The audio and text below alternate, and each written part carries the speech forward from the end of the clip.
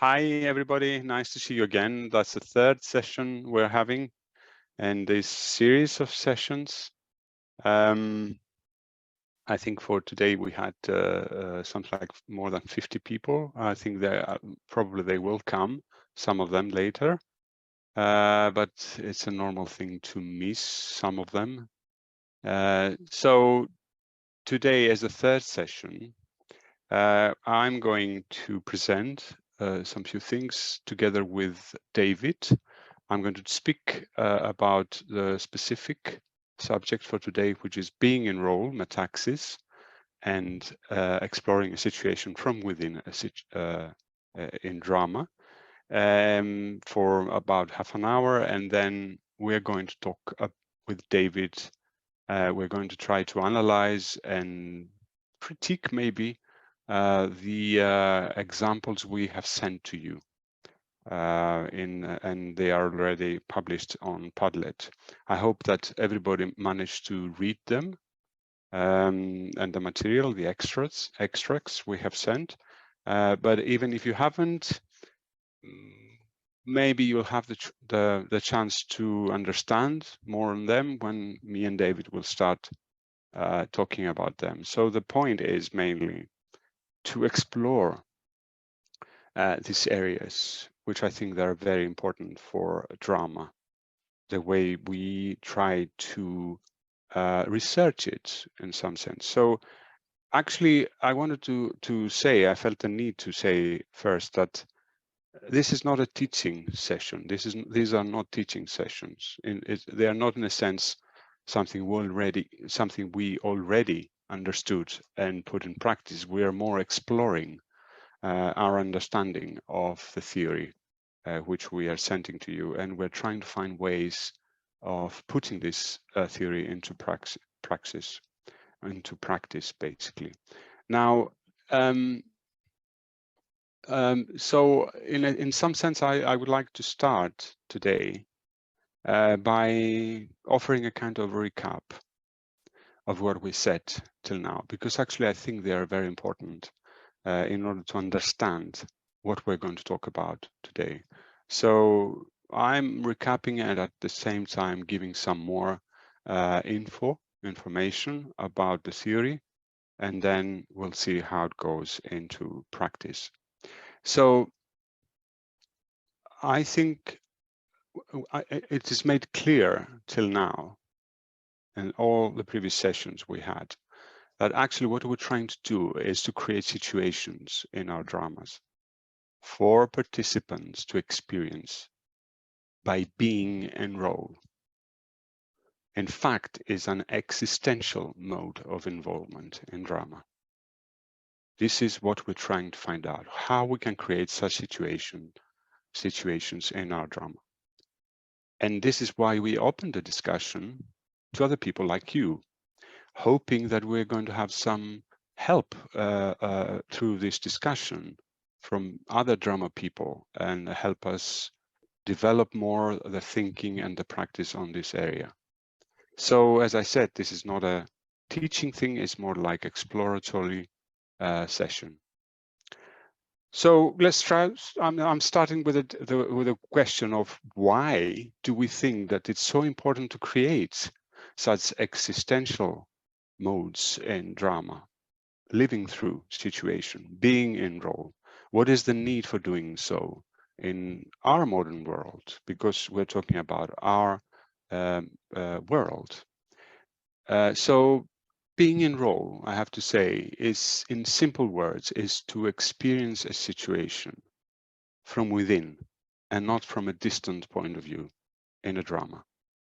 The argument is to build and sustain a being in role position in our drama is based on the conviction that change and transformation are not only feasible through drama, but it's also a necessity, especially in our modern world.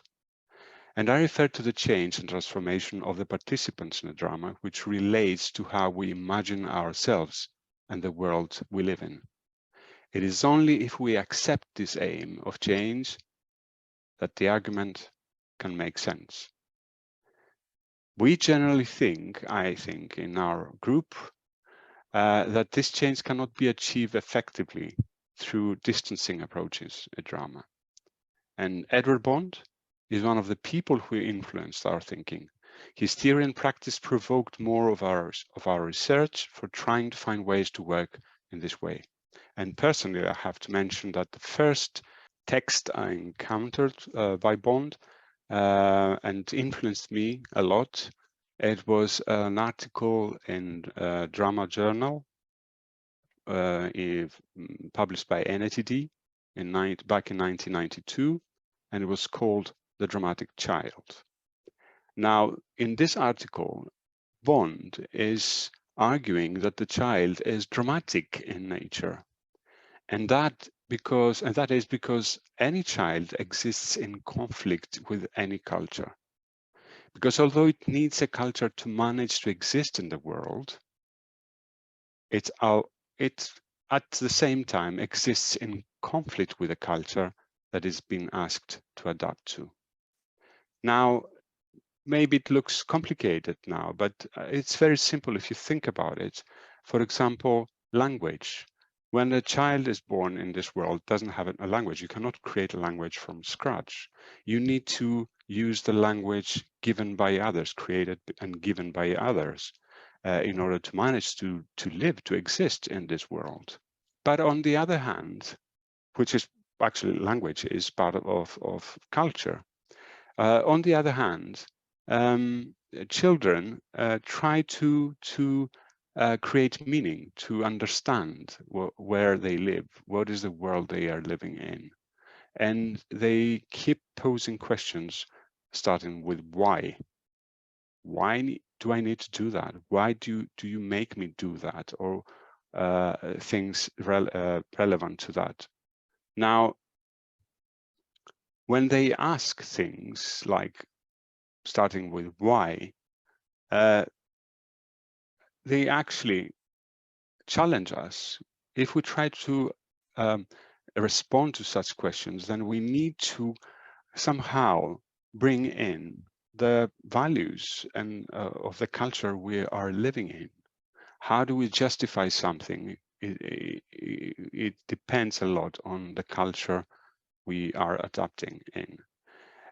For example, I would like to mention an example from my practice in early years, many years ago. I remember I was reading a book to 4 years old.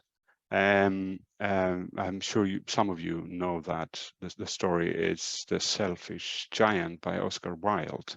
It was it's a book made especially for very early years. So if you know it, if you don't know it, it relates with a giant who is selfish and has a beautiful garden, doesn't leave children to go in, doesn't let children go in, and then because of that, spring never comes to his garden. He gradually meeting one of the children and has friendly relationship, develops friendly relationships. He changes. He becomes a good giant, not a selfish giant anymore. And in the end, spring is coming to his garden again. He's happy, and in the end, he dies. This is how the story ends. And I remember one of the boys was puzzled with the end of this story. He was keep asking me, why did he die? And in the beginning, I couldn't understand why he's asking such a question. What do you mean, why he died? He grew old and died. That's it. And he said in words, I know that. Why did he die, though? Now, of course, you understand that the children of that age group do not have the language or the vocabulary to express themselves and find the right words to formulate a question. But actually, after I left the school, I think I realized that a question related to, okay, why he didn't live happily ever after.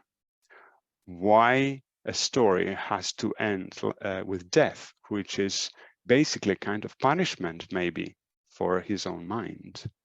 Now, if I try to respond to this kind of question, then I need to explain, you know, Christianity, because the book actually, the story actually has a Christian elements in there. He dies and he goes to the Garden of Paradise of Jesus Christ, etc., etc. When you try to do that, you actually put yourself in a kind of, okay, how I'm going to say this kind of thing, how I'm going to formulate this kind of thing, how can I justify this kind of thing? So it's a challenge for you. This kind of questions, why questions, challenges us, challenge our own culture. Now, this is a kind of a conflict happening, you know, adapting culture in order to manage to live in this world, and at the same time questioning it, bringing questions and challenging culture itself. Now, this is a kind of a conflict, a kind of tensions between the self and society and culture. And it's a space, it's describing a space of conflict between these two, between self and culture. Now, according to Bond, this kind of conflict is part of a gap. It's creating a gap of meaning, which the mind and our imagination enters in order to create meanings and values. It doesn't actually, our culture cannot actually respond to this kind of questions 100%. So this gap stays there for the imagination to be interrogated, to be challenged and questioned. This gap, the term gap, actually is a very important term in Bondian approach.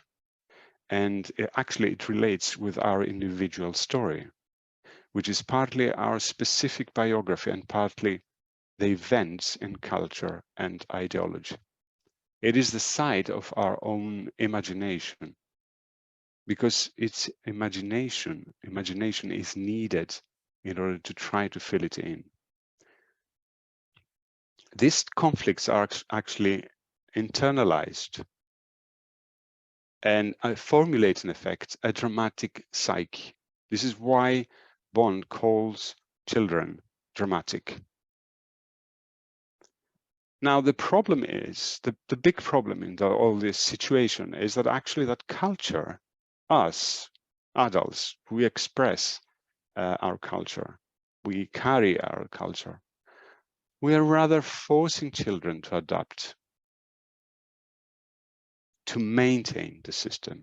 While the child seeks meaning in this gap, adults struggle to maintain a system. And ideology occupies the gap, this gap of meaning, especially in our modern world. By occupying, by interpreting the meaning of the gap to us. So it hides the tensions of the psyche, and it prevents us from dealing with them. We are especially effective in doing that in our times, in our neoliberal times, I would think, where the tensions of the psyche are covered by a thick layer of consumerism, bombardment of joyful images. We need to be happy. We must feel happy in our world.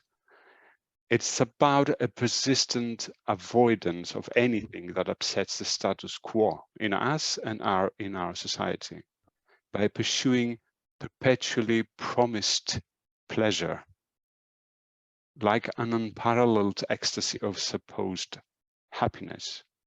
In our world, our modern world, it's capitalism alienates us from our own imagination, and by diverting it into consumption.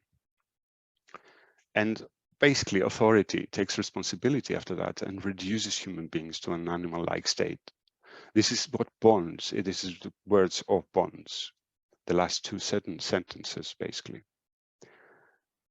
In Bond's thinking, we need to understand child's conflictual state of its psyche. And not only that, we need to allow children to bear witness to life, which means actually being allowed to create new meaning and renew culture. We need to legitimize children's conflicts, or else we dehumanize our own future. We need basically the why questions now more than ever. Which means actually, in fact, that we adults need also to acknowledge our own tensions and our conflicts with culture, which are hidden or long forgotten. So for Bond, we cannot be free and human until imagination is autonomous. And this means actually that we need to accept the responsibility of imagining reality and our experience of it. I think that this is what how Bond define side D in his own drama work. Side D is the needs of the audience, as the side of imagination. It is actually the side of the contradictions and conflicts that take place in society and are reflected in every individual. It's a kind of an imaginary space where the social and the personal create a gap in meaning, where they clash. But this clash makes the change of values possible. It is the side of the self and society. So in that sense, our aim, Bond's aim, and I think what we're trying to do here is to create dramatic conditions in drama which approximate our immediate contact with reality without ideology getting involved in the way. This is the point where Bond aims. He aims at placing audience through his plays, prompting them to enter the gap where meaning is created. And he thinks that this cannot be done by simply using reflection and argument, because reflection and argument may appear to change what happens, but they cannot undo our psychic structure. It is like asking, he says, is like asking a blind person to see. Now, I would think that I couldn't resist, I'm sorry, to refer to the Lacanian theory a bit here. I didn't send anything in relation to Lacan, but while I was writing this thing, while I was formulating my thinking for today, I couldn't resist referring a little bit on the Lacanian theory. I'm sorry, I'm trying to make it as simple as I can. So the Lacanian theory gives us a very interesting term to think about while we're dealing with dramatic situations like this. It's called the imaginary. In Lacanian theory, the imaginary is deeply associated with the ego. It is one of the three orders, together with the symbolic and the real, which structure human subjectivity. But the imaginary prioritizes the visual and could be defined as the totality of idealized images with which people consciously identify, and which, by means of such identifications, shape an apparently firm, articulate, and coherent self. Also, a particular kind of speech it could be a part of the imaginary, which the Lacanians refer to as empty speech. It's a speech that refers to how do we understand, how do we understand ourselves and the world in it. It's the conscious ideas we have about ourselves and the world. Now, the problem with Lacanians, that Lacanians think of, is that actually change and transformation cannot be based by working in imaginary order. And this means actually that this has implications for us in drama as well. Because actually appealing to the imaginary order creates an unbeatable obstacle. Because the aim of the ego talk, it's constant, implicit request for recognition. A related preservation of pre-established meanings and understandings, rather than the acceptance of the stabilizing potential of change. In fact, basically, is what makes you defend your opinion or your images of yourself and the world when someone is criticizing you. It's working in a similar way. You're trying to defend what you think is true about yourself, your imagery about yourself and the world. Now, when you do that in drama, when you are working in an imaginary level, actually you don't have much hope of provoking change and transformation to any of the participants. Now, if this is true, then obviously there should be some important implications for our work. I think Edward Bond is offering a way to include this kind of thinking in drama work. When Bond is trying to place the audience in the gap, it's giving you the opportunity, giving the audience the opportunity to be on both sides of the gap. Remember, gap between society and the self. I think, being in 2 points at the same time, in 2 places at the same time, do both sides of the gap. It seems, in theory at least, that there is a term used in the past in process drama by Gavin Bolton, who is called Metaxis, which might be useful to explore this kind of entering the gap. It's not being used very often in drama theory now. Bolton and John O'Toole mentioned it in the 1990s, and David Davis, of course, brought it back with his book and insists a lot on this term. And I think this is the term we're exploring today anyway, but I think it needs to be examined a little bit more. Now, it started from ancient Greek theory, from Plato. It meant in-betweenness, but it referred to spirituality, being between the human and the divine. It comes from the word Metaxis, which means in between. And then it's being used by Augusto Boal.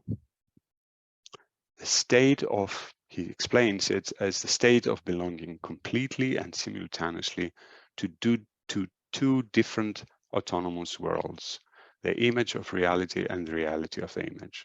Now, David Davis has explored this term, and he has explained it very I think eloquently in his book, but it was maybe mentioning actually what is happening with participants in theater of the oppressed is they are playing with an image of oppression in fiction. And this may create a kind of a way to deal with it in real life. So you can learn how to tackle oppression in real life. But in what Boal is saying, that these two worlds are actually autonomous. They're there and there. Well, in Bolton is rather different. Bolton, which David is bringing back, the theory of Bolton is brought back by David, is saying that actually you are simultaneously in these two worlds. The social context in this context at the same time, two contexts at the same time.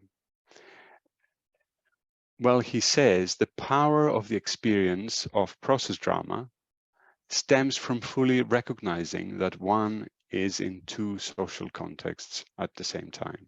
I think that this statement is recognizing that these two worlds exist not only simultaneously in participants' minds, but they are acknowledged as existing in a close relationship. What happens in real life impacts what I'm doing within fiction, and what is happening in me while I'm in role in a fictional situation relates to real life as well. It seems that Bolton might offer an interesting dimension here for us to explore in practice. So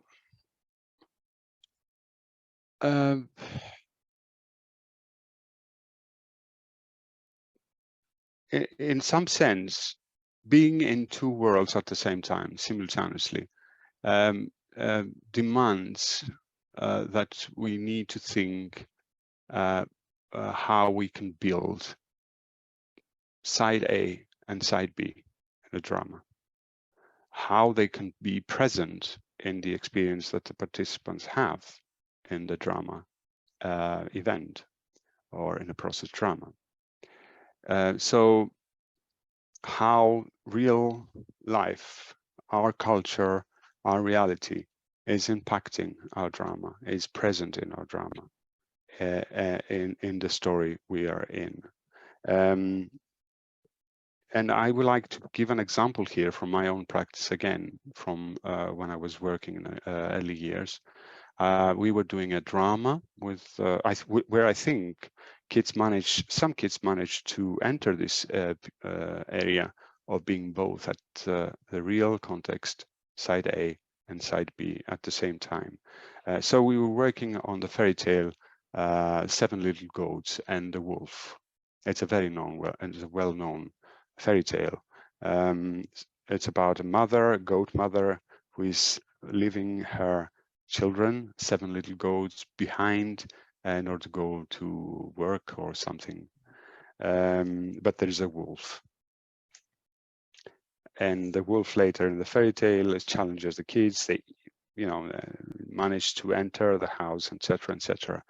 Our drama was set before the story starts, when the goat mother, had problems on living or not living or letting her kids alone in the house and lock the door while living to the work.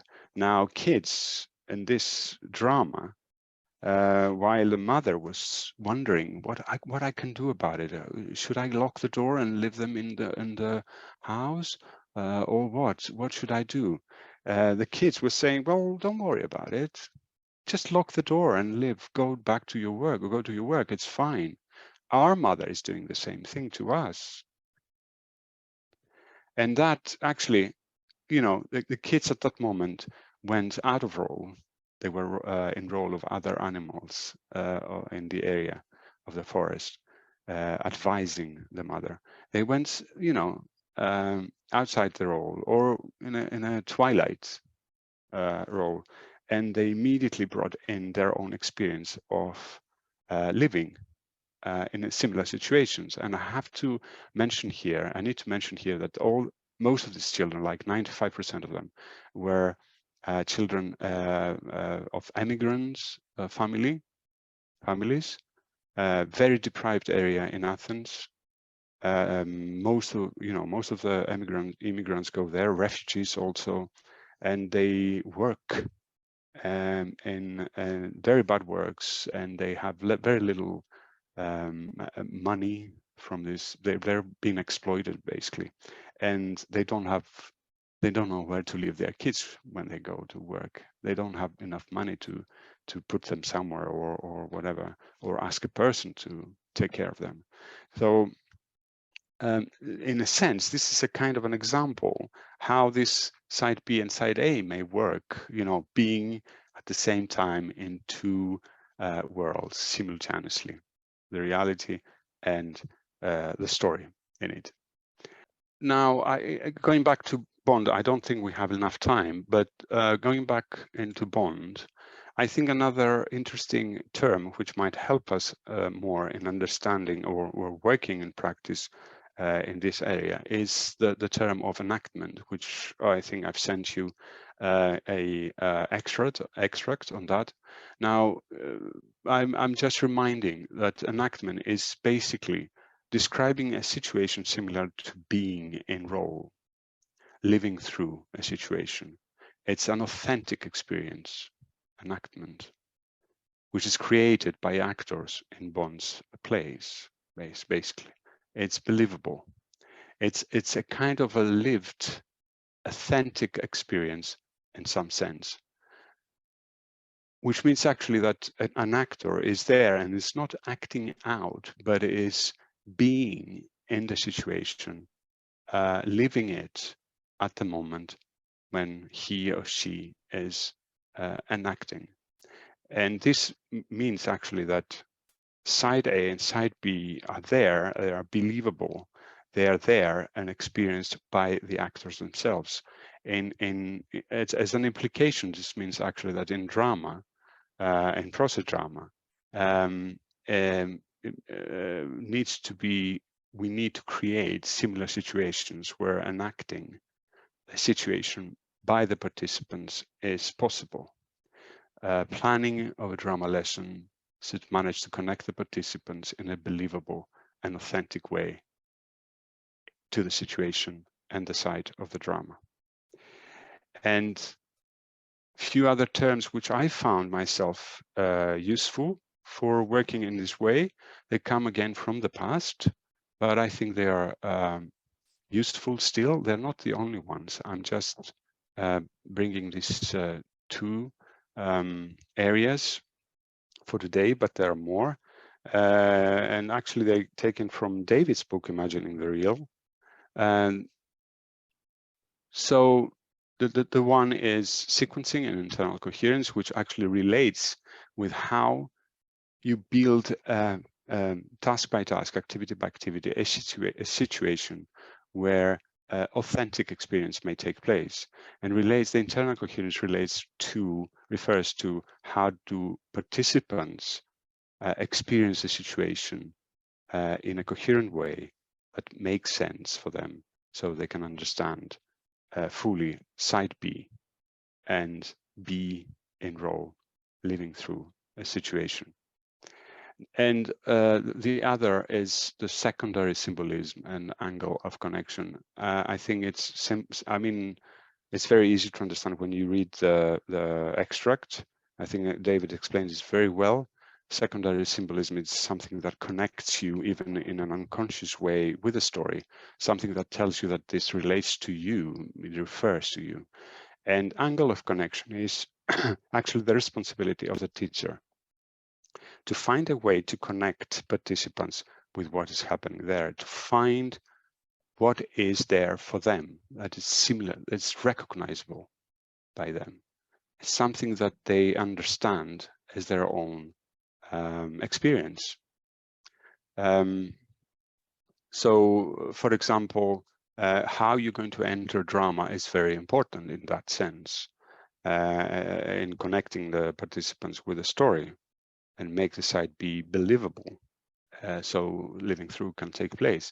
In another example I've done with my kids in early years, many years ago, it relates with astronauts being, astronauts meeting aliens. This is something that the children have asked me to do, something with astronauts, a story with astronauts who meet aliens. So I didn't want just to, when we were creating the situation, I didn't want the children just to, do things on the surface of things, but I wanted them to connect with what an astronaut means. And so I try to find ways that they can recognize the astronauts, something from their own experience. And I decided the angle of connection to be living behind your family. Astronauts do that. They leave behind their family and they go in danger. So, and children of that age group experience that as well, because actually they leave their home for the first time in their lives. and some of them experience it in a very tensed way. So in a sense, saying goodbye, preparing things for the trip, sending messages, or you know, taking something that reminds their family might bring them closer to being in the situation. Now I've used this the last few terms I've done that very quickly, because actually I spoke too much, and I think I'm out of time, so I have to stop here. And I think we can have a short discussion. I mean, if there is a question at the moment before we go on with David, maybe we can have a short kind of questions if there's something not clear enough or not sure.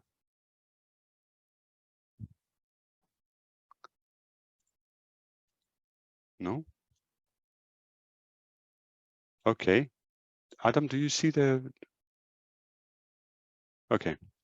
Yeah, yes, that's fine. Yeah. All right. So I don't think there is a question. I think it was quite clear, Kostas. So at the moment, I think we can proceed. Thanks for that. Okay. So as I said in the beginning,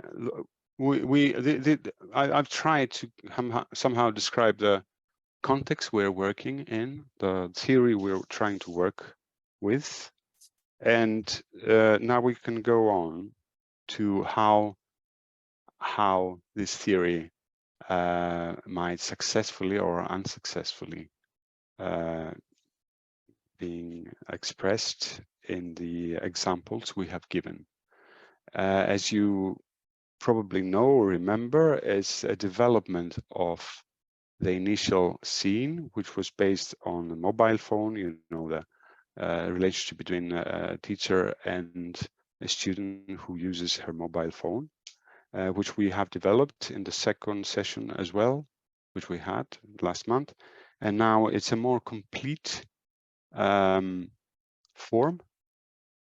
It's not fully complete as far as I understand, but it's a more complete form, and we can start talking about it.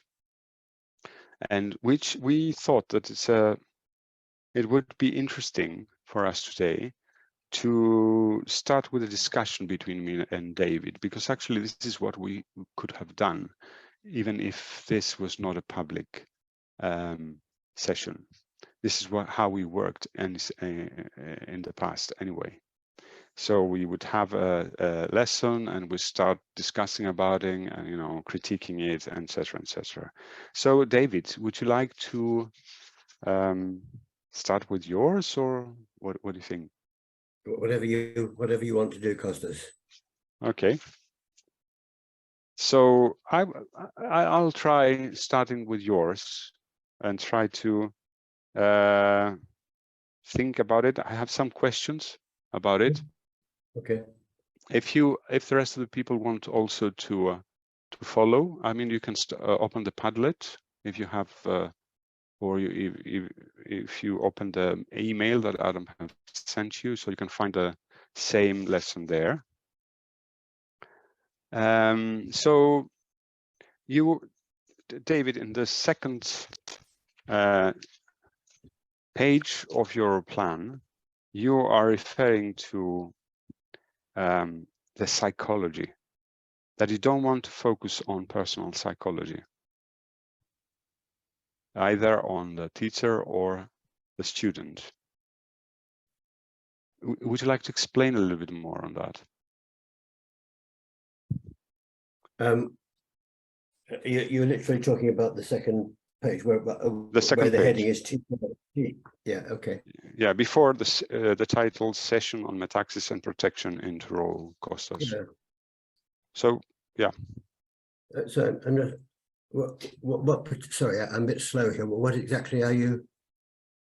Well, why you don't? What is the particular section you're talking? Can you read it to me? I've got it here in front of me, and I can't see what you're. You're saying, for example, rather than focus on why the teacher is so nervous and anxious, exploring what has happened in his past that has taken away his self-confidence, which could limit Yes. Okay. the person's psychology. Yes. Why you don't want to focus on that? Why is it? Well, if you focus on that, you could turn it into a drama examining just personal psychology. Let's look back at the teacher's past. What's his childhood? What's his marital relationship like? What are his experiences? What's made him not to be very self-confident in his life? That's looking at his personal psychology. Mm-hmm.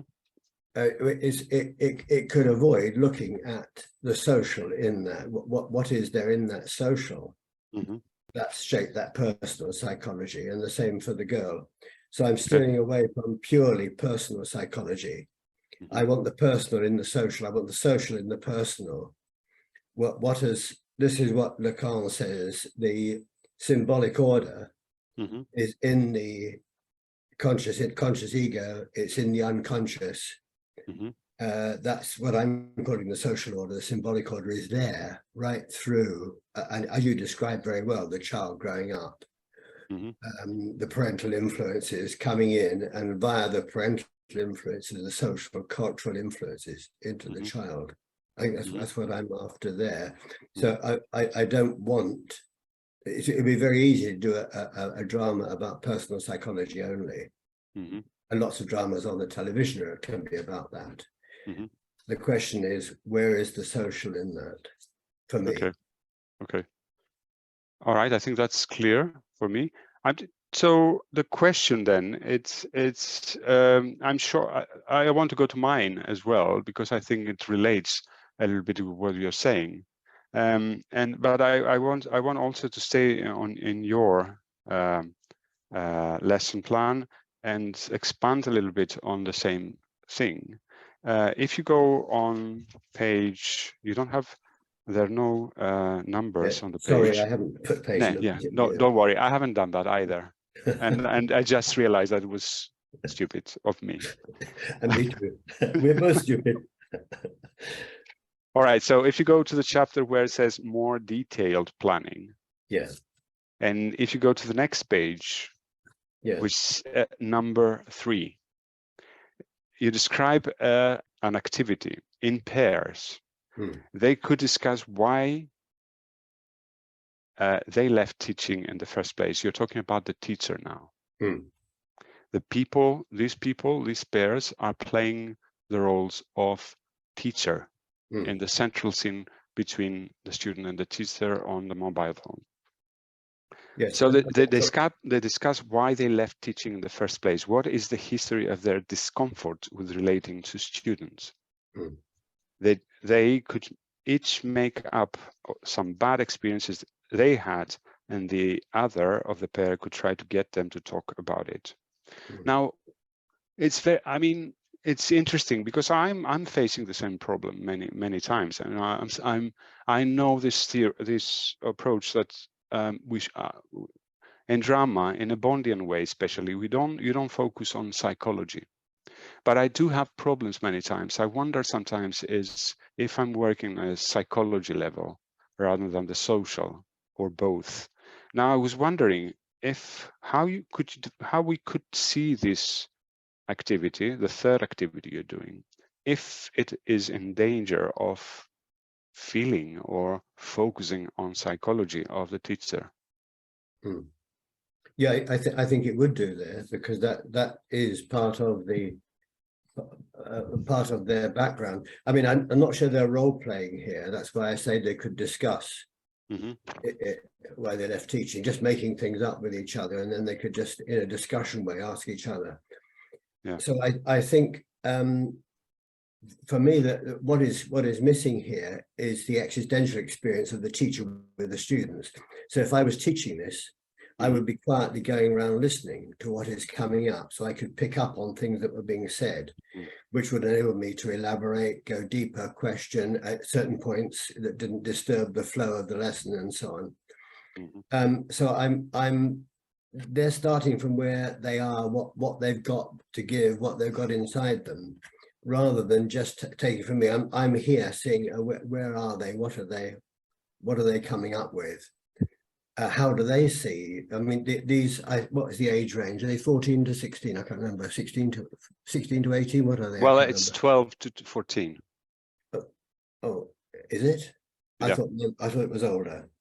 It doesn't matter. It doesn't in my matter. head, they were 14 to 16 at least. It's an imaginative group anyway. So yeah, but it would depend on their age what they can do. So I'm yes. presuming that that they were able to sort of project some things into. It would be interesting to see how they see teachers. What are they thinking? Yes, thinking about. What are they doing? What do they think? I mean, that they could see teachers having lots of problems with students. Yeah. So to start to think from a teacher point of view, how do they see what's going on?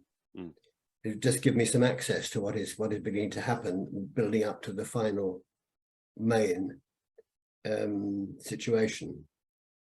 I think it's very useful what you're saying, because actually what we're doing with this plan is we imagining a group of participants, which is quite distortion. We don't know what exactly is happening, and this is a living thing. Process drama is a living thing, and there's always a kind of giving and taking with a teacher. So of course I think it's very useful to have in mind that when you're doing such kind of dramas, process drama, it's very important to listen to what the children are giving and changing the situation, offering you, the teacher, something more to work with. Now, I have a similar activity in my plan. Not the same. It's I mean, it's similar in the sense of psychology. It might be seen as a kind of working in psychology. It's, if you could go to page 3 of my plan, number 6. It says there, participants are asked to show the teacher's biggest fears in school and how he thinks he may tackle them in practice. Is his mind imagining what the problem might be. In small groups, the participants devise and improvise a scene based on what they think the teacher might be anxious about and how he imagines he could deal with it in the school environment. The groups share their exploration. Do you think that this kind of activity might also be regarded as might work on psychological level? Yes, I'm going to make a huge confession. I thought I had yours here up, and I haven't. Okay. So just tell me it. Just quickly paraphrase it again for me, Kostas. I do apologize. So at some point, the participants are asked to create scenes which the teacher, before he goes to school, he starts working in school for the first time, he thinks he's going to face a danger, something that frightens him, something that he thinks that he needs to prepare himself, to do something about it. Challenges. This is the in pairs. Yeah, well, this is, as you said, working in the imaginary, isn't it? This is this is the image they have of teachers and pupils together, which is not necessarily any sort of picture of what is really going on there. If you go down through the layers. So I think what you're trying to get at there is where are they? Where are they at? How are they seeing things? What are they bringing up? I mean, these are all things, for the teacher to begin to process and begin to see. Okay, yeah, I get that. Quite to them in their head, your teacher head. Okay, yeah, this is. Oh, yeah, okay. They see it like this, do they? Oh, that's. Oh, wow, I hadn't realized they saw it like that. My God, they see it as a total battle zone, or they see it as some kids are just a nuisance in the class and stopping them learning. I don't know what that particular group will see it as. This is the existential side of the experience, which is quite difficult to deal with in the way we're dealing here. We haven't got that dimension. So I don't know whether I'm going anywhere near answering what you're asking, but I think just briefly, what was your question again, so I can just see if I'm. If the particular task, the activity of in pairs creating situations where they depict what the teacher has in his mind, what he thinks, what he fears of in his first day of school. And your question there? If you think that this is in danger of working in psychology. Well, I think we have to work in psychology. We're working very much in psychology. It's the social psychology. I'm saying I'm not saying we're not working in psychology. I think I'm arguing that we're working in social psychology. That so what are the sort of the dimensions that they have imbibed culturally, which is how they are seeing the teacher, how they are seeing themselves, how they are seeing that situation. You know, so that presumably it's very likely to be, I don't know, it depends on the school they live in, what their school experience is, whether it's a highly regimented, if their own school is highly regimented and disciplined, or whether it's a fairly chaotic place, or whether there's a fairly liberal regime. They'll come up with all sorts of different things, but I think that they are within that will be the symbolic order, the dimensions of the social that they're seeing in that are probably hidden from themselves. You know that. I mean. Okay. Yeah, I think I get it, and I think I agree with the idea that we're not just. We need to work. We need to take into account the psychology as well. And I think I would like to add. I don't know if you agree with that, you or other people, but in some sense, I don't think that we should exclude completely the imaginary. In some sense, when the students are connecting with it, you know, when they recognize the situations and their own, in a sense, we're working at that point in their imaginary register somehow, because you consciously recognize that, or even unconsciously sometimes, but you feel it.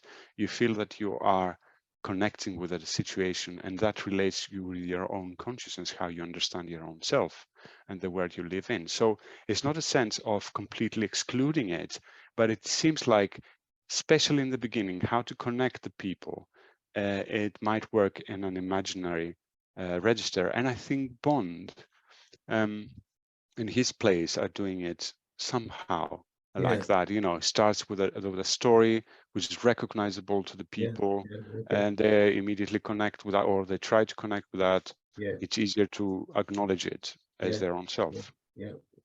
All right. Do you want to say anything on that, or shall I continue? No, you continue. I think the I think we're seeing the imaginary in the same way. I've just had a wondering there, but I'm not sure. But I think as you went on, we are the imaginary for me is the way our ego, the way we see ourselves, an imaginary self. It's not a knowing self. It's an imaginary, which it's what we've taken from. The images around us that we want to shape ourselves, how we see others, how we see ourselves. So it's, in that sense, it's imaginary, and I think we're on the same place there. I mean, for a minute I wondered if you were talking about imagination, but you're not. You're talking about imaginary. The imaginary. Yeah. Okay, good. So I mean, I'm just reminding the other people, if you want to ask something, or you to reflect or comment, or etc., you can write down your questions, and then you'll have the time to comment. Now I will go in a more detailed not detailed, a detail in your plan, and I think I should also go to mine as well in a similar thinking. When you start, I wanted to explore a little bit with you the angle of connection we are using in both plans. It seems that you are doing, from my point of view, where you start saying more detailed planning in the beginning of your detailed planning, you put students in group of 5 or 6 and discuss the whole question of phones in schools. And then in pairs, playing the student, the one who plays the student, they decide what phone they have. It's probably an Android and phone. I think it's an interesting angle of connection for that role. To connect. I mean, they are themselves in some sense. They are participants in reality, and they are students in fiction as well. But I think it's very interesting because you're focusing on the phone, which I think it's meaningful for them in the sense of that it's a daily object and they use it. They know what it means for them, etc., etc. But on the other, for the other half of the group who are playing the teachers, you say this is difficult role to find the angle of connection for. I think I've slightly blurred things there in that number 1, where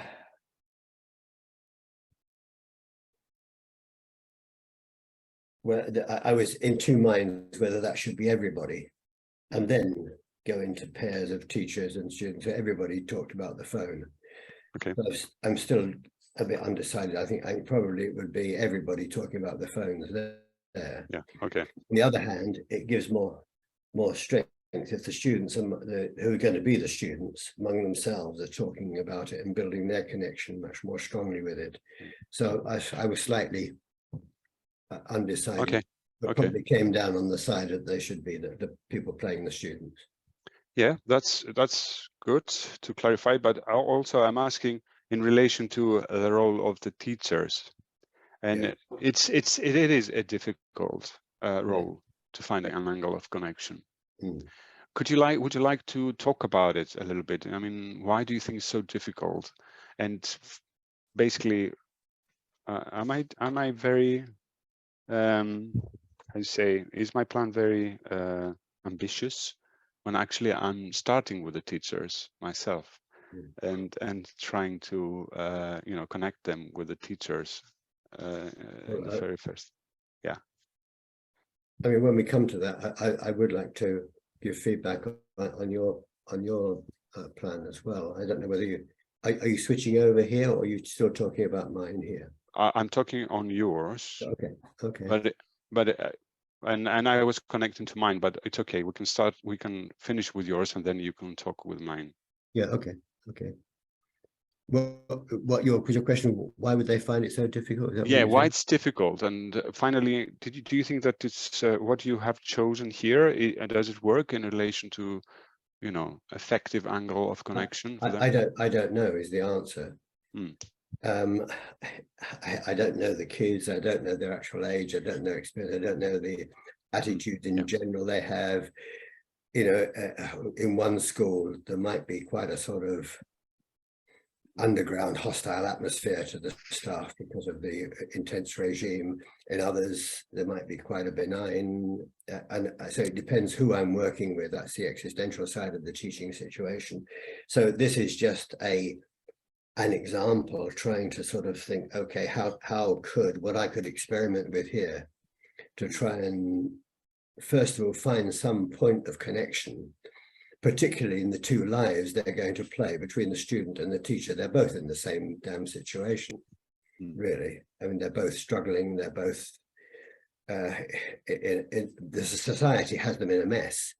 So how can we, and through the drama, they begin to see that they're both in the same situation, if you like. They're both being, if you like, downgraded by the social order and made to conform in ways they don't want to. How can they become more conscious of what is going on for them there, which I suspect, if the teacher is wanting to be liked by the students, I mean, what's his motivation there? Is it just to be liked, or does he actually believe that education should be a much more collaborative between teacher and student, a much more collaborative enterprise? What's his value of it? How could a 16-year-old get connection with that? What could they be? How could they begin to connect with, even to begin to think like that? Or I don't know. They may be. I mean, kids today may be so much more advanced. They've already got it sorted. I don't know. Some aspects of it, you know.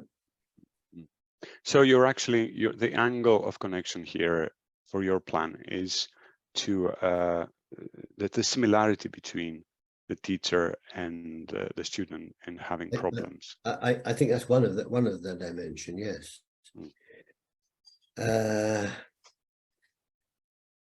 You know, I mean, they need to know some idea if they're coming from somewhere to connect with the role. Why on earth are they where they are in their own mind, in their own imaginary self? Why have they gone for this job? Why have they gone into teaching after they left it? Why are they going back in? You know, there's so many questions there that could be asked here, that could be thought through. But then there's a limited amount of, you've got to make a start somewhere, begin to open it up somewhere. I mean, I'm presuming all we're working for is towards one moment. This is not a whole drama. Yes. A whole drama might cover all sorts of experiences in the school, between the school, the teachers and the students and so on. This is just one. We're looking at one moment of trying to get Metaxis engagement in one particular situation. So we've got up surrounding that. We've got up the potential of a whole drama series of lessons and so on, in which we're exploring education, the implication, what education is trying to do, what it's for, who it's for, and so on. You know, there's huge questions to be explored in that. Okay. Would you like, because I don't think we have much time, I think we can come back in your plan as well, because other people will ask, I hope, other things. Would you like to say something on mine? Sure. Well, first of all, I found what you were saying fascinating, and I could have listened to it for the rest of the session. Thank you. It was really very interesting and enjoyable, you know, and informative, and so on. So that was that. I just wanted to say that to start with. And admiring the way you can just talk to people. After 65 years of teaching, I still can't do that. I'm so ashamed of myself. I still have to read out what I've written because I don't trust myself like you did, just to talk to people, which is so much better.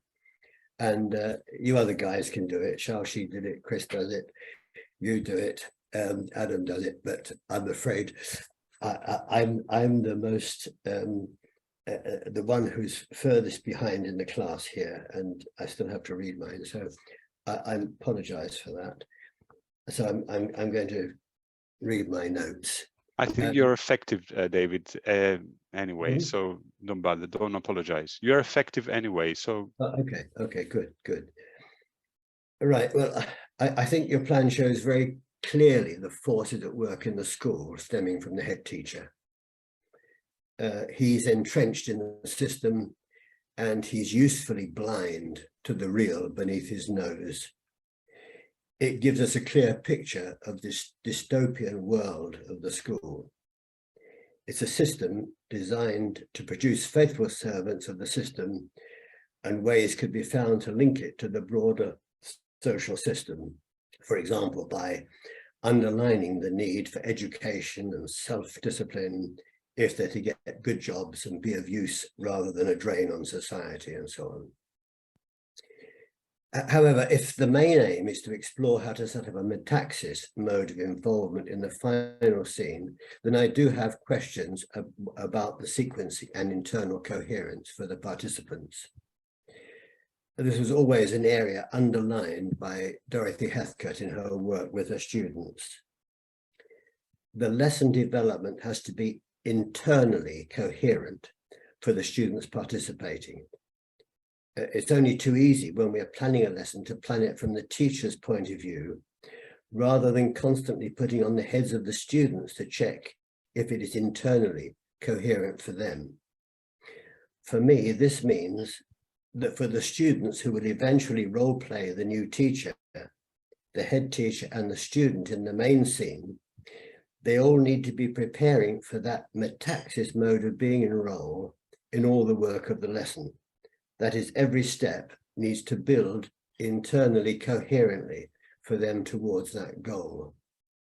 So, for example, if we take each of your scenes in turn, we have, in the first scene, all the students are in role as experienced teachers in the school, while the teacher in role as head teacher, that's you, the teacher taking the lesson, the teacher in role as head teacher sets out the rules for the school and his and therefore their aims.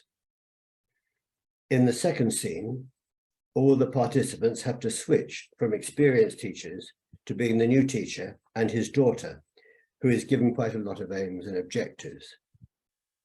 In scene 3, all of the students, I think, have to improvise preparing the teacher's bag. In scene 4, some, or in groups, I'm not quite sure which, as the new teacher, they perform imagined meetings with colleagues and students, presumably as different scenarios. I'm not sure if all the students, as the new teacher, imagine these scenes in their heads, or if they're played out as he might imagine them happening and they're acted out in groups. In scene 5, half of the students have to play the role of head teacher and half the new teacher, where the head is informing the new teacher what to expect, what he as head teacher expects from him, and preparing him to face tough situations in his classes. In scene 6, the students improvise a scene between the new teacher and experienced teachers in small groups, presumably with one student playing the new teacher and 4 or 5 others playing some experienced teachers. In scene 7, all the students prepare files on the student. I'm not sure if this is out of role or all in role as experienced teachers. In scene 8, the whole class prepares the space for the evaluation day meeting, presumably out of role. In scene 9, I think 3 of the students volunteer to play the scene of the teacher giving the report to the parents, and then other students can try it out. The class teacher feeds in lots of information for the parents and the experienced teacher, for the parents and the experienced teacher doing the meeting before they start. In scene 10, I'm not sure if they're in groups or all working with the drama teacher on various incidents involving the girl. Students are enrolled either as the girl with the phone or as her friends. In scene 11, as you say, the central scene with the phone can follow after all of the above, and that includes the creation of the location of the central scene, the schoolyard, as well as the school as a whole. This main scene is played out in groups of 3, I think, head, new teacher and student. This is where the metaxis moment is tried for. Now, I've gone through all these in some detail, try to help get the picture of the changing internal situation for the students. I think all these stages develop very well the world of the school, the expectations of the head, and in turn, what the teacher should be doing, as well as the position of the new teacher. But I would worry that the internal coherence has not been kept in the sequencing of the lesson plan. By the time they get to the main role, they will have in their heads head teacher roles, experienced teacher roles, his daughter roles, new teacher roles, roles as her friends, and so on. If we imagine rehearsals for, say, a play like Macbeth, in one rehearsal, they'll be preparing to play Macbeth and his wife. In the next rehearsal, they'll all be preparing to play Duncan. In the following rehearsal, they'll be preparing the roles of Banquo and his son, and so on and so on. This might give them a good sense overall of what was happening in the play and its themes and settings and so on, but would not help them with entering their main roles to enact Macbeth and his wife. As I mentioned at the beginning, the social site A and site B are strongly present in the plan, and each of the scenes has lots of potential to explore in them. They're all full of the social order, but I see problems with trying for the Metaxis engagement, which is in the main scene. In fact, each of the above scenes could all call for the being in role form of role play, and I think would each need more building towards if they're going to be done as separate experiences. Now that's okay. That's reflection back on you. Another thing, just one feedback on your main contribution. I think you were still describing Metaxis as being in two social contexts at the same time. Now, for me, what I'm exploring, I think, is the notion that they are in one context. That's the dialectical relationship. That they are themselves and other at the same time. So they're in both those social contexts at the same time, rather than in two social contexts. The context is one, strangely enough. That's the extraordinary thing about the Metaxis. They're in between. So being in between, they're one, not in the two. That would be a reflection back on that as well. Okay, for the reflect the last one, the reflection. Well, I had in mind the same as you. Maybe I'm not describing it in the right way, and well, I'm not sure there's a right way, but thanks. But I think it's a very useful comment. So if there was a kind of confusion, I was meaning the same. I was trying to mean the same thing. Yeah, to be at the same time, and you know, two things in one. But I think it's very useful what you said also for my drama, and I think it's opening an interesting discussion on, you know, practical terms, like, for example, keeping the role from the beginning till the end, how to do that, and if this is a way to work in that sense. I had in mind mostly when I was designing this, I was planning this lesson, is the situation rather than individual roles. So in my mind, it was more like, you know, creating the believability in the situation, not in the role only. Yeah, so and that's sorry. I think that's what I was saying at the end. That they do bring that very well. Yeah. So that's why I was you know, using activities, changing roles there. But anyway, I think it's an interesting point, and I think it would be interesting to discuss more on that. I don't know. I think it's time for other people to come in and well, ask, comment, or agree or disagree with anything we said in our critique or in our comments or anything in theory or whatever. Is there someone who'd like to participate now and do something, ask something, or comment?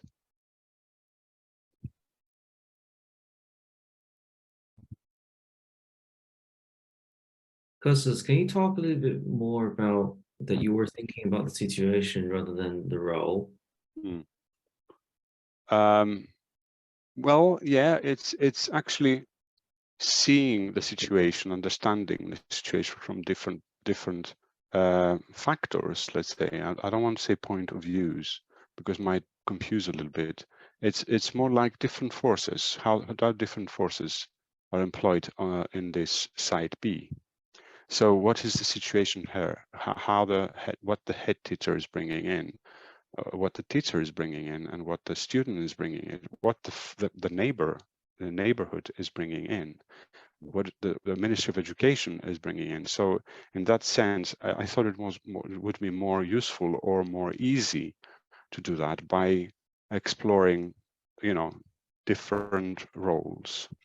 all of the students would explore different roles and see the situation from different factor there who's playing a role. So that in that sense, the situation for me was building up not the roles only, but what is happening there, what are the forces that play in this context. I don't know if I covered the question. I don't know. The reason I ask that is I thought that by approaching this in this way, that the situations within the role. So they have that impression from the beginning, and the situation is built in from within, rather than it sounds like that you were approaching it in a way that it's a whole. So they're understanding it collectively. So if I swap, for example, one being the teacher and being the head teacher, that's okay too. Seems like, isn't it? Yeah. Okay. Can I just ask, sorry, coming late to the party and not having done all my homework, can I ask how long this lesson would take? How much time would you have to deliver this? I have no idea. I think it depends a lot on the group, on the situation, etc. I think it's what we're doing here is more like a theory, developing theory, and with examples. I'm just a practicing teacher. So from my point of view, lesson planning would be constricted by the amount of time I would be allocated on the timetable. So I think somewhere in the process, we need to think about how much can be achieved in what space of time, and would this be a series of lessons which would then involve a break, and how would you rekindle that idea? Or is this more a workshop which has a larger amount of time that you can explore things in? Well, to be honest, I think what we're taking into account here is a workshop like, because this is a kind of a seminar working on exploring a plan on drama. So I don't think I didn't think of the time. For instance, my lessons are 38 minutes long. Yeah, I know that also Ofsted is asking from the teachers every 15 minutes to have a kind of progression, showing progressions. Yeah, I don't know if still on. I'm in Malta, but my lesson is 38 minutes a week. Okay. So to explore this, it would have to be in pieces. All right. I should, if I need to respond to this kind of question, I need to say, as a teacher myself in the past, working 22 years with early years, you cannot do much with early years, not only because you don't have enough time, but because actually kids cannot concentrate so long. So I was doing it in series. I wasn't doing it in one lesson. So we could have 3 days of doing it. So I don't know if it's. Can I jump in on related to this question, but maybe not continuing it. I mean, what I'm thinking about is as a teacher, not only because of time, but also because of attention and interest. What is it that's the most necessary to get to, to be able to be in the point, be in the situation. So how much is necessary to get there? And I was thinking. I mean, I found also the discussion now really useful. But what I'm searching for is how much importance does it have to for the students to want to really understand why? Just connecting back to what Kostas you were talking about. So this question of why and the need to understand what's happening there. I think I really try to look for that, how to place that for the students as the onset, because that will give them a drive but in quite a direct way. Rather than and I'm not very successful with it, to be very honest. I mean, it's just a few of us here and all friends, so it's okay to say that. But I mean, that's really a struggle. So I'm just reminding myself of the workshop Kostas did in Budapest on Saturday, and it really placed a moment from the Iliad, which is really hard to understand why it happens, and that's how the whole workshop started. I mean, it was a completely different workshop because it was for us to explore frame distancing, but actually I can really imagine going into a group and starting with this problem and trying to understand why do these two people who have been arch enemies behave in this way in this moment, suddenly in the middle of an epos, and what's happening here, and really going for that to understand, explore that. So it's that question, and I think angle of connection and the secondary symbolism connect to that. But that's my question: how much and how direct do these need to be? I think that's what I'm asking. Again, I'm only coming from my own experience here, and I don't have the experience that you guys have globally. So from my perspective, the idea of the mobile phones, kids would connect with immediately. That would be an instant that they could recognize, they could empathize with, and students would have different experiences of either needing a phone or having a particular type of phone. That's an easy one to start with. I think trying to get them to empathize with a new teacher is more difficult because it's beyond their realm. Yeah. But I think I'm not talking about that. Sorry, I think I'm talking about the whole contradiction within the situation, rather than individual roles to feel empathy for. Trying to understand the whole situation as a whole. Sorry, Kostas. Yeah. I'm glad if you respond. To your question, you mean? Or this whole to my question. How much it would take? Okay, it needed. Well, I think we are in the middle of a conflict here. The practical factor that Leslie Anne put, and the need of the children, of the participants. I mean, in order to go in depth in a drama, and the teachers are always in the middle of this conflict. How do I put this in practice when I have 38 minutes, or but children need more time to go in depth on that? So I think it's always a question that exists there, and I don't have an answer to that, a practical answer to that, to be honest, Adam, if you're asking this one. I think I'm asking about being direct.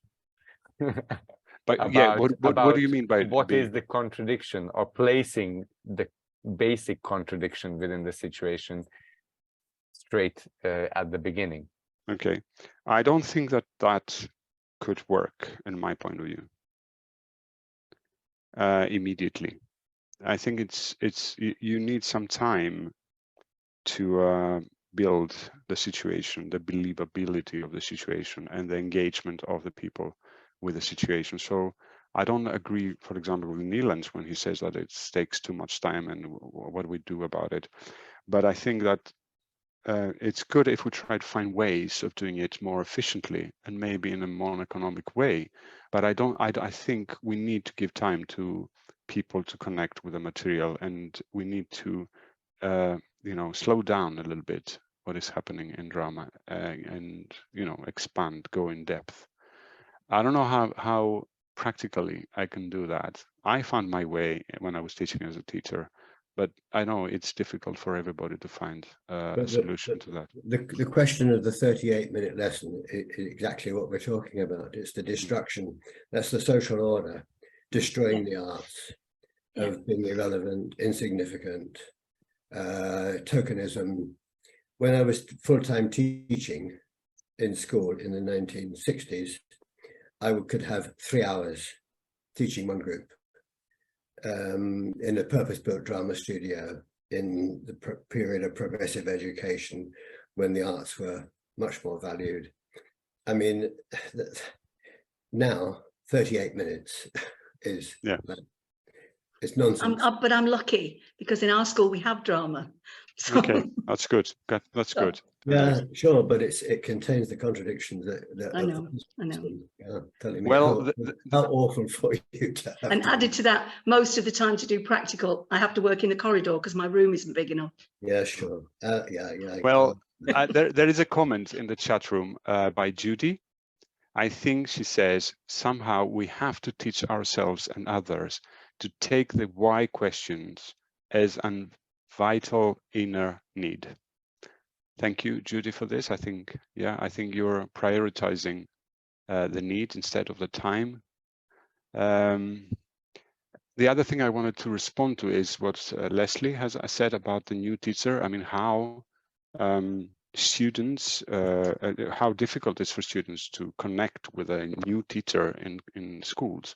Well, I don't know. I mean, I might try to do some acrobatics here. I thought about it, how to connect, how they might connect with it. And my point of view, as David has said, there is a similarity between the new teacher and the student. Yeah.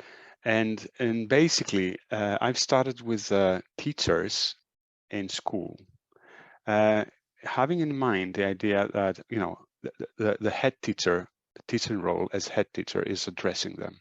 And actually what I had in mind is that actually it's a similar situation to a teacher addressing students. Yeah.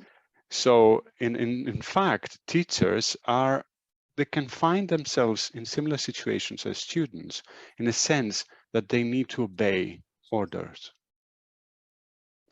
So in that sense, I was thinking in my mind that the head teacher is addressing them in a similar way, in a similar way of, you know, someone is asking something from them, even if it's a gentle way of asking, and things like that. So maybe I in my mind I had this angle of connection in starting with the teachers. I don't know if it's successful or not, or if it could work in reality, but this is what I had in mind. I mean, I took the basis of the exercise, how we prepare for the Metaxis engagement. Yes. That's what I think we're focusing on. And this is why one of the key areas I would be interested in your comments, maybe Kostas, is that rather than take the head teacher as there to internalize the head teacher, is there a way of showing how the symbolic order is internalized by having the head teacher inside the new teacher? And I think that was one area that, so I wondered about if the head teacher is present. I mean, none of these things are right ways to me or wrong ways, they're different ways. So that was just that was one thing I was just trying to point out there, that these things are internalized. This is the social psychology, that they're inside. So how can those become more conscious, grasp them more, realize what they're doing to us, what's going on? That seems to me what we're trying to get at, and this is just a very preliminary, how that actually exploring that from inside, from the student, really finding a way of wriggling out of this social imposition, and the teacher pretending he's not wanting to be part of it but is. How could we, what might come out of that in the discussion and the exploration and the because this is a process here, we're presuming this is just opening something up to go on with and to work on. Yeah, I think Sue Rong had her hands up. Sorry. Sorry. I don't know if we want to include her. Yeah, just saying one or two words on that, on what David has said. I think that it was one of the differences between your and my planning, that I had the head teacher present in the central scene, and which you didn't. And I had in mind Greece. to be honest. I think it would have worked much more in that way, because the Greek schools are not as formal as you may imagine, maybe. And I thought that this is a kind of a way how this situation is internalized in the teacher as well. So it's a moment of internalization, let's say, of what is happening. But this is again, in theory, I don't know how it would work in practice. So Surong, please. Thank you so much. Actually, you already answered my question. I really like the idea of you put multiple forces in this teaching plan. And my question is about the angle of connection, because my question is similar to David as well. Scott mentioned that it's about students' angle of role. It would be better for them to get into the material. And in your teaching plan, you started with imagining the office and imagining what the teachers are doing. So actually, I would like to ask you about, could you talk a little bit more about your thoughts on this in this session plan? With the first two activities, you mean? Yes, while you're starting from... Well, yes, I remember myself. I remember myself when I was in high school. And I remember myself that I was a little bit intimidated and at the same time curious about what is happening in the teacher's office. So I thought that maybe this is a good way to start seeing what students believe about teachers. And again, it's I don't know. I don't know if it's working. It could work, but I thought that, well, I mean, the feelings towards office, the teacher's office, do exist in students. They know where the teacher's office is. Maybe they avoid to go around it or something, or they're afraid to go there. There's always a kind of a relation towards this office.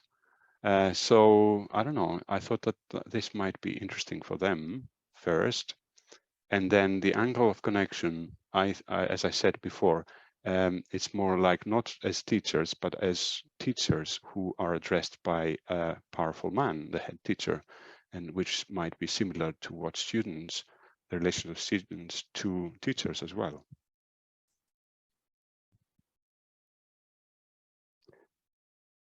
Okay, anyone else would like to comment or question or criticize or whatever? Sorry, while others are thinking, just to clarify, when I was saying placing the problem first, I didn't mean not building the situation later.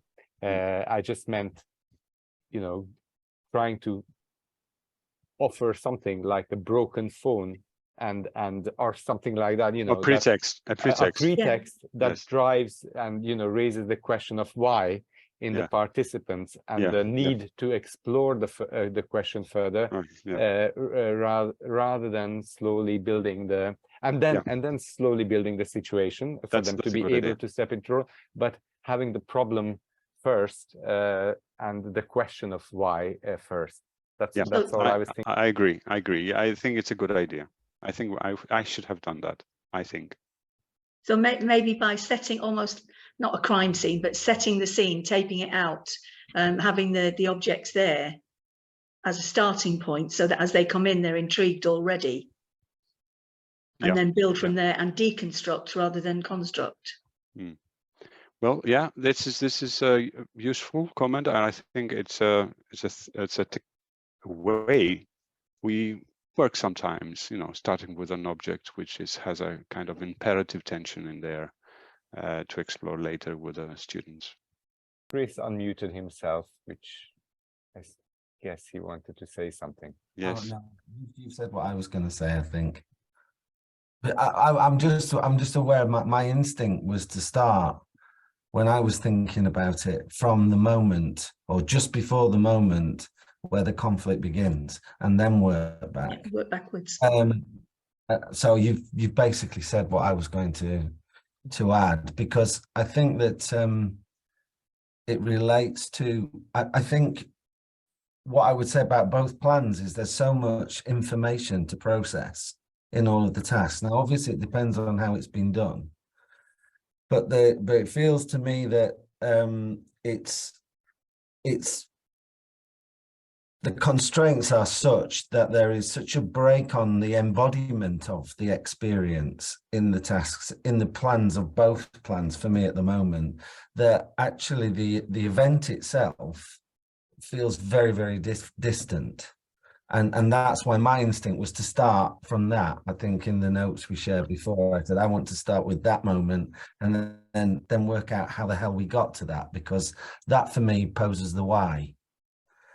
Chris, do you mean distance in what sense? In the sense of time, or in the sense of frame distancing, for example, or a distance? No, I don't mean in terms of frame distancing. I mean in terms of connection to it. Any emotional, imaginative move towards it. I don't know where that fits in terms of distance. I don't know what that means theoretically. I'm just thinking about that real connection, being moved to connect with it, and I think that was all I was. So Adam said it more articulately, I think, but it poses the why in action. That I think is missing in both plans for me at the moment. And so, because we're talking that we're building towards the moment of Metaxis, but the one thing we haven't really got for me is the moment of Metaxis. We've got, you know, and we've got, like in David's, we've got potentially the students talking about should phones be allowed in schools or not, which for me, in terms of the social order, I'm not sure how they can engage with that creatively in a way that the task in 6, where the pairs are playing with the phones or deciding what the phone is, seems to me to be the absolute center. And I think it's something that all the kids need to be engaged in, because it's what is the phone and how is society's story being articulated in the self through the phone. What is the function of the phone in the culture? So that was all I was going to say. But Kate's got her hand up, so okay, thank you. Kate? I was just really interested when Chris said the moment of Metaxis, because I have a kind of palimpsest where I try and sort of work out what's going on theoretically.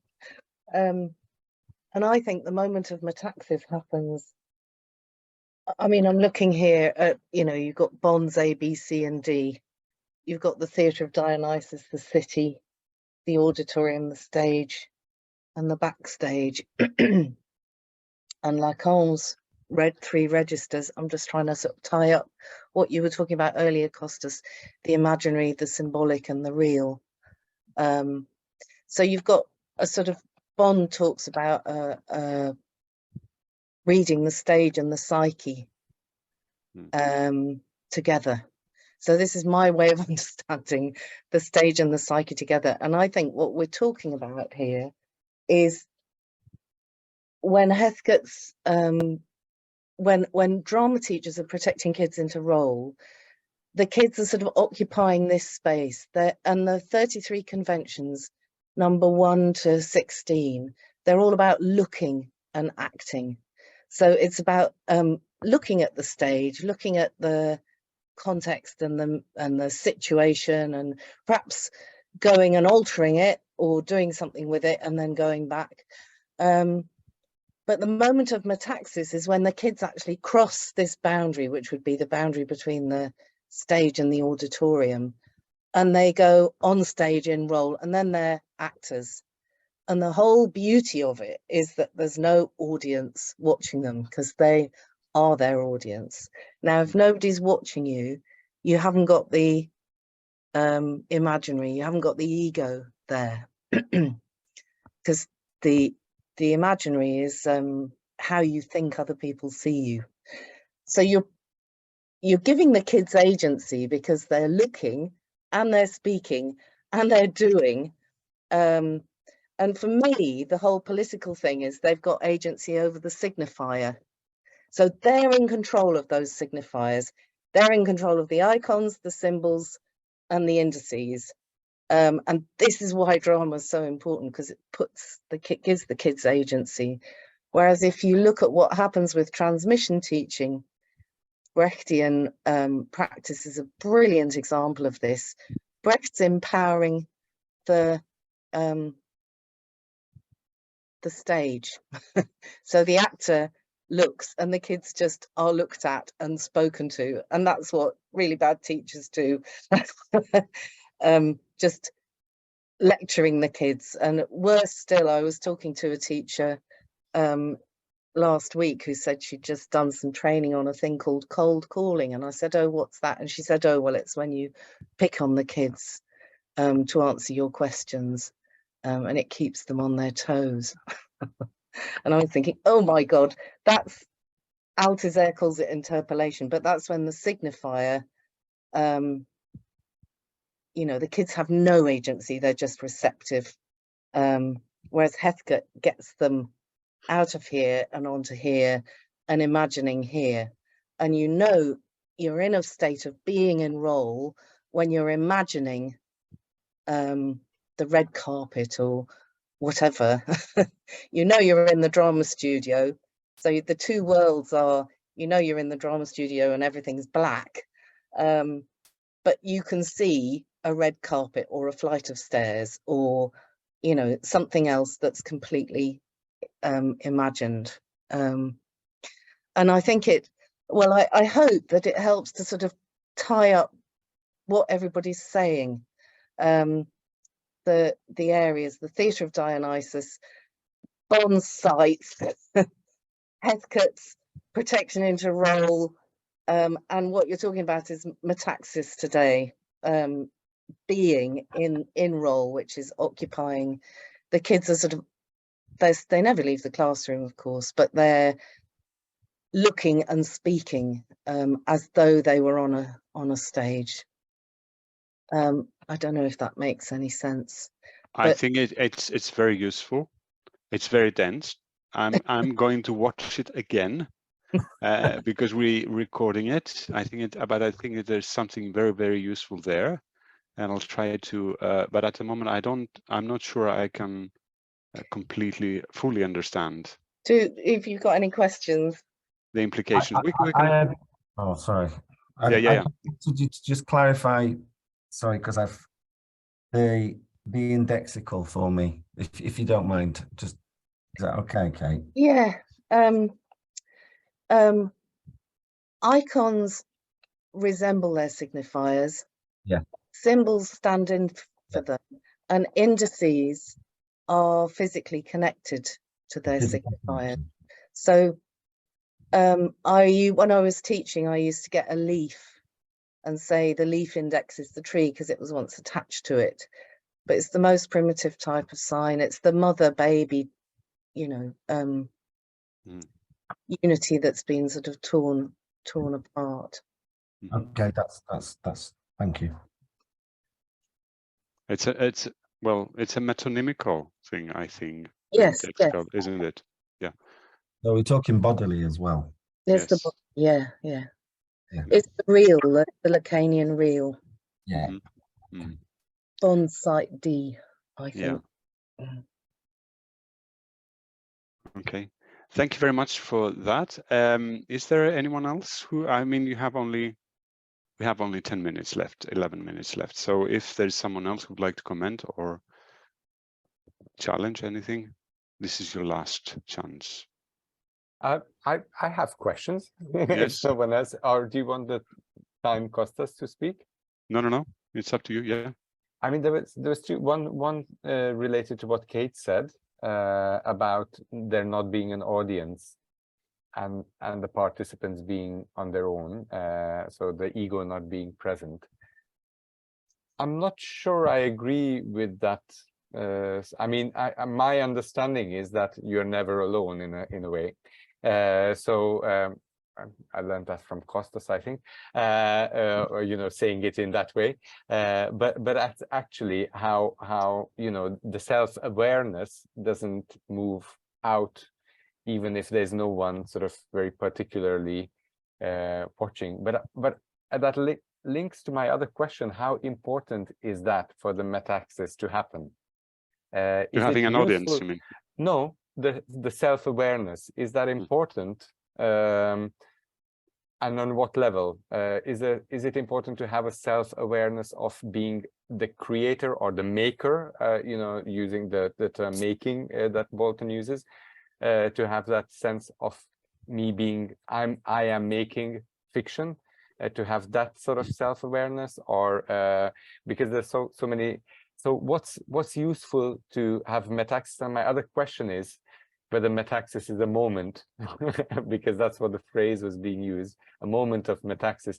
Is it a moment, or is it a continuum, or, you know, how should we imagine it if we're talking about it? Is that I don't know. me? Yeah, well, you can respond, Kate or David or whoever. Well, what I was going to say is, I mean, what we're dealing with at the moment is only how to get that, try and get that metaxis engagement of being in role. What we're doing with it is really coming later in the series, I think, in terms of how to open that gap, how to use that metaxis engagement. When we're in that sort of role, then what to do with it. As I understood it, we were just looking at how to begin to get a being in role engagement here, rather than, I think, coming later in the two series, we'll be looking more at, okay, what happens to break that open, to find that moment of the gap that you were talking about, Kostas, where a new real can be found. I mean, something that is not within their realm can be articulated. So I think at this moment I was just concentrating on how to build towards that engagement rather than doing anything else with it. But David, do you think this needs to be a longer engagement? So how long do people need to be in? String? I mean, it depends what you can do, how long you can do it. You know, I think this is to me, that's just beginning to open up this situation. Yeah. But we inevitably have an artificial situation because we've got a moment. We're looking at a moment in a school rather than a whole story of, yeah. You know, we haven't looked at how this would fit. And how much do you want participants, beside the being element of the role, to have this awareness of being makers of the fictional situation? Well, I don't think at this stage they wouldn't have an awareness. They would just be in it. They would just, I mean, this is why what we're doing, of course, is in a sense usefully, it's artificial, but useful, is that we don't know how long the teacher has the student, how long they're studying drama. You know, I mean, I don't know what it feels like that the drama experience in schools these days is fragmentary, maybe a bit longer when you're studying for exams, but then you have to just do what's on the syllabus. So I think drama's finished in this country, really. I don't know from outside. I think the most useful work is being done in theatres like Big Brum, and the work that's being done overseas and stuff like that. Maybe I'm quite wrong here, but I don't know how on earth, with this constricted curriculum in this country, you can do anything useful, really. But I mean, there are youth theatres, there's after-school drama clubs, there's after-school drama groups. I would be working, if I was a teacher still, I'd be working in those areas rather than trying to teach in the curriculum. Can I take issue with that? Sorry. I think as teachers, however little time you've got, whatever little space you've got, if you've got the chance to work with kids in a drama environment, you do your damnedest to give them the best experience possible. Of course, Leslie, I agree with that. You know I do. Of course I do. You know, and we can't give up. We can't say it's finished. You'll never be able to accuse me of giving up after all the years I've been struggling against the system. But I'm just recognizing what a shocking place we're in this country. I don't know. That's why I left England. Yeah, well, that's whether you're agreeing with me. Okay, yeah.